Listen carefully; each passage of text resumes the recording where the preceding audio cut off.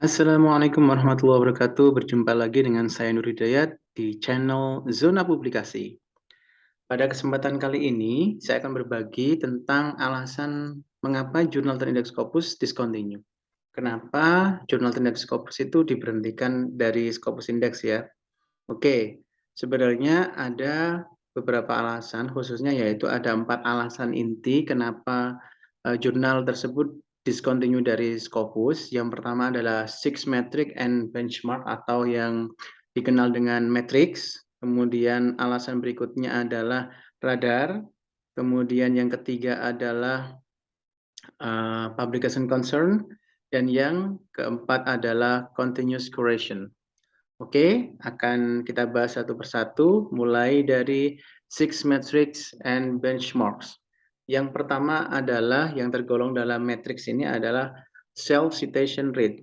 Apa maksudnya? Di sini kalau kita lihat ada gambar garis ya, ada yang meninggi atau meningkat, kemudian menurun. Nah, pada yang warna merah adalah self cites atau mengutip diri sendiri. Nah, di sini dilarang dilakukan ya.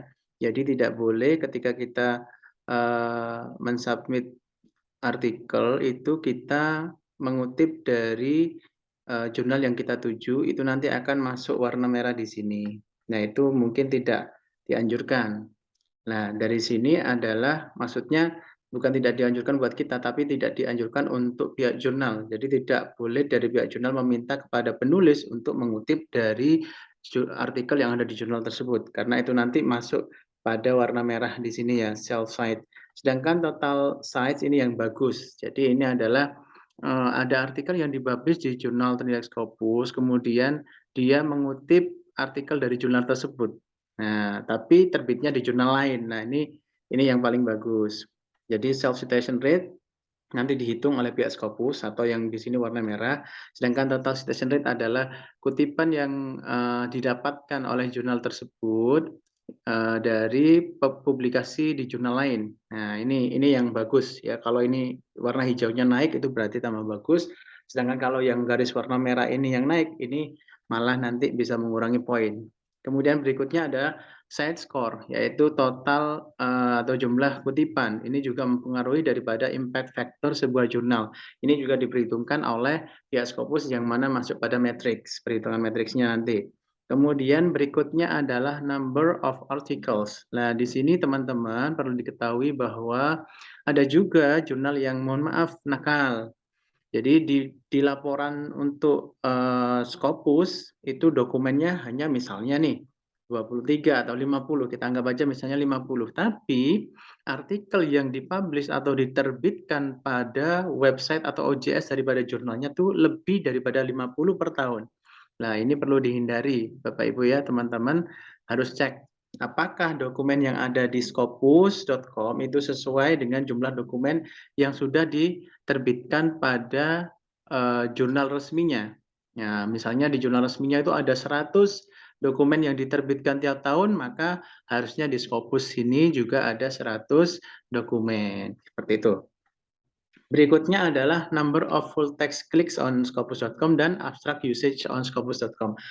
Dua hal ini bergantung kepada reader atau pembaca ya. Jadi biasanya pembaca itu apakah mengakses full text atau dia hanya membaca abstraknya saja.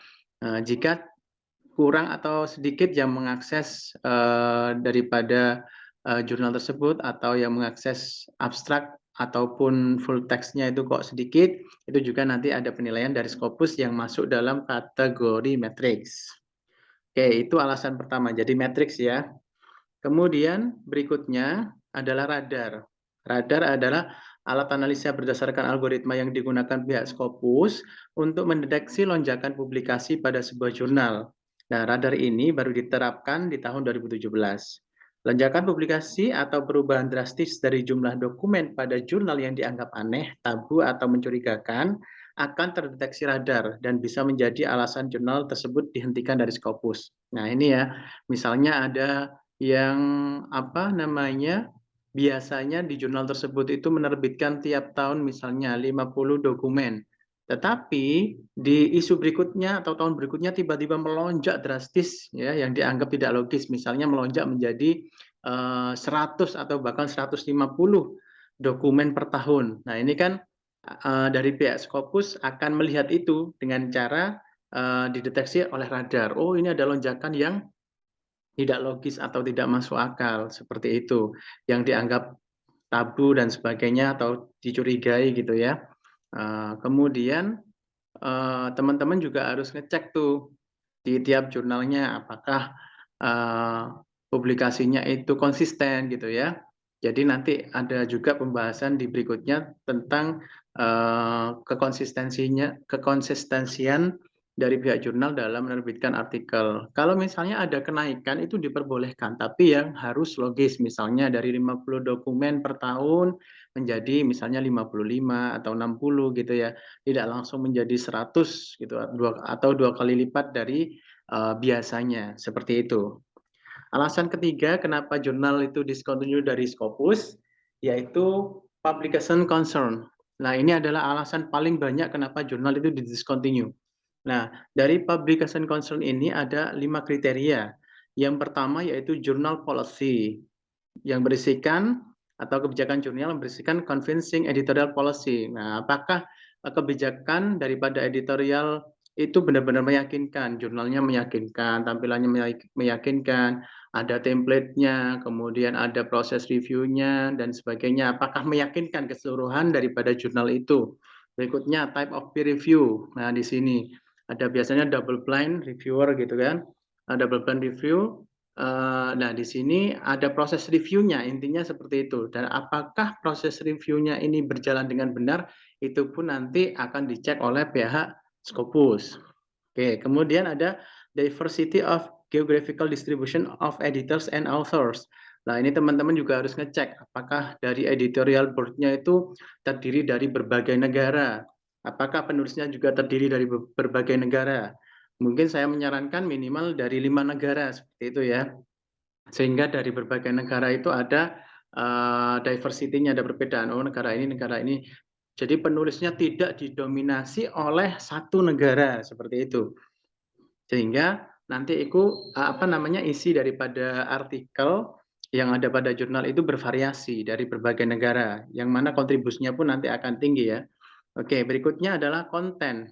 Nah, ini academic contribution to the field. Apakah artikel yang sudah publish di sana itu memiliki kontribusi akademik terhadap bidang keilmuannya. Kemudian clarity of abstract, apakah abstraknya itu jelas gitu ya. Kemudian conformity to state aim and scope of the journal. Apakah kesesuaian apa namanya tujuan dan skop jurnal itu sesuai dengan artikel-artikel yang diterbitkan di sana. Kemudian readability of artikel, apakah artikel tersebut itu benar-benar readability atau bisa dibaca dengan mudah gitu ya, menyesuaikan dengan academic writing yang ditentukan oleh jurnal tersebut. Nah, apakah bahasa Inggrisnya itu sudah sesuai dengan English academic gitu kan? Kemudian mungkin kalau teman-teman yang masih nggak yakin dengan bahasa Inggrisnya bisa menggunakan proofread untuk memperbaikinya, seperti itu. Jadi konten ini dilihat juga masuk pada publication concern. Kemudian yang ketiga ada journal standing. Nah, journal standing ini meliputi sightness of journal article in Scopus sama editor standing. Nah, maksudnya gimana? Maksudnya adalah apakah dari konten-konten atau artikel-artikel yang dipublikasikan itu juga nanti mengandung kutipan ya. Jadi kutipan ini juga diperhitungkan dari jurnal tersebut apakah sudah melakukan sesuai dengan peraturan yang telah diterapkan pada jurnal tersebut. Misalnya kalau template-nya seperti ini, apakah isinya sesuai dengan template, artikelnya sesuai dengan template yang telah ditentukan. Ketika style kutipannya menggunakan misalnya apa style, maka dari artikel yang dipublish di situ juga harus menggunakan apa style seperti itu. Jadi kutipan harus sesuai. Kemudian editor standing juga sama. Jadi dari editor itu juga harus melaksanakan tugas yang telah ditetapkan pada jurnal tersebut yang sudah disampaikan pada website OJS-nya. Nah, Bapak Ibu bisa lihat cek apakah artikel-artikelnya sudah menyesuaikan dengan peraturan yang telah ditetapkan pada jurnal tersebut, termasuk dalam template-nya juga style dalam tulisan, jumlah kata dan sebagainya, seperti itu. Kemudian yang keempat, publishing regularity. No delays or interruption in the publication schedule. Nah, di sini. Jadi kontinuitas atau dalam publikasi tidak ada kendala ya, tidak ada jeda. Misalnya nih, di jurnal tersebut biasanya, bukan biasanya, dituliskan bahwa jurnal ini akan mempublish artikel di jurnal tersebut di bulan Januari. Maka di bulan Januari tersebut artikel-artikel itu sudah harus publish. Tidak boleh mundur menjadi Februari, kemudian Maret dan sebagainya, seperti itu. Jika ada kemunduran, maka sebaiknya dihindari gitu aja ya, takutnya nanti ada indikasi ini nanti ya masuk. Jadi pilih jurnal yang benar-benar ketika mereka sudah memastikan terbitnya di bulan Januari, ya Januari itu terbit gitu. Kalau mereka sudah menetapkan di bulan Februari terbit, ya otomatis bulan Februari terbit. Bukan malah ketika ditetapkan di bulan Februari tapi terbitnya di bulan Maret, apalagi April gitu ya. Oke, berikutnya yaitu online availability, full journal content available online, English language journal homepage availability, sama quality of journal homepage. Nah, di sini maksudnya adalah artikel-artikel tersebut itu online ya, atau bisa diakses juga secara online. Nanti tergantung apakah dia open access atau close access. Kalau open access kita bisa langsung download, ketika close access maka kita bisa bayar untuk mendownloadnya gitu. Kemudian English Language Journal homepage available, apakah OJS-nya atau website dari jurnal tersebut bisa diakses secara online. Nah, itu juga menjadi perhitungan dari pihak Scopus. Dan quality of journal homepage, kualitasnya gimana daripada jurnal homepage dari jurnal yang terdiri Scopus tersebut. Itu pun nanti akan masuk penilaian, ya. Dan ini dikategorikan pada publication concern. Dan yang terakhir, yang keempat adalah continuous curation ya. Di sini maksudnya adalah dari pihak Scopus itu melakukan evaluasi. Siapakah yang mengevaluasi? Yaitu Content Selection and Advice Report atau CSAP ya. Ini mereka adalah tim yang mengevaluasi setiap data-data artikel yang dipublish di jurnal terindeks Scopus.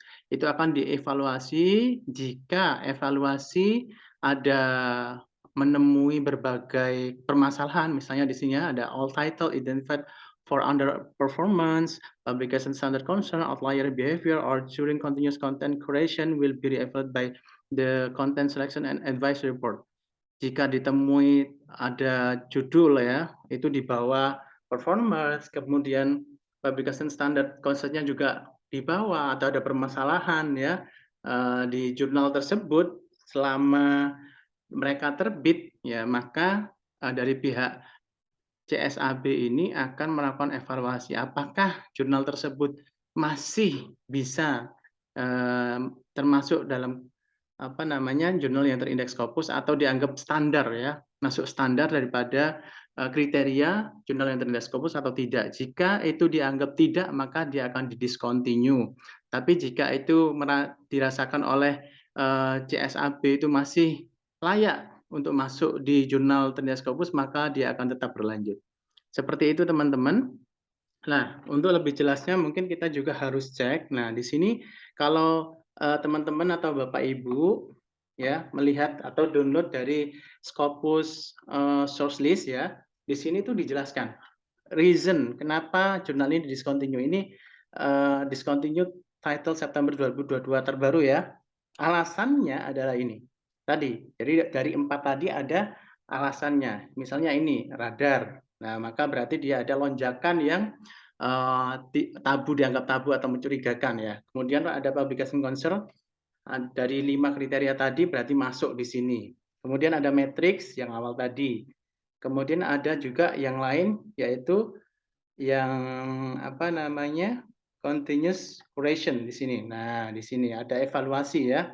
Evaluasi dari pihak Scopus apakah dia masih layak dimasukkan pada jurnal terindeks Scopus atau tidak. Demikian sedikit penjelasan kenapa jurnal Scopus discontinue. Nah, bagi teman-teman yang sudah mengetahui, maka harus berhati-hati ya. Jadi semoga video ini bermanfaat buat teman-teman. Ketika teman-teman mau men-submit artikel pada jurnal yang akan dituju, maka teman-teman harus memperhatikan 4 kriteria tadi. Terima kasih, demikian yang bisa saya sampaikan pada kesempatan kali ini. Sampai jumpa pada video berikutnya. Salam Zona Publikasi.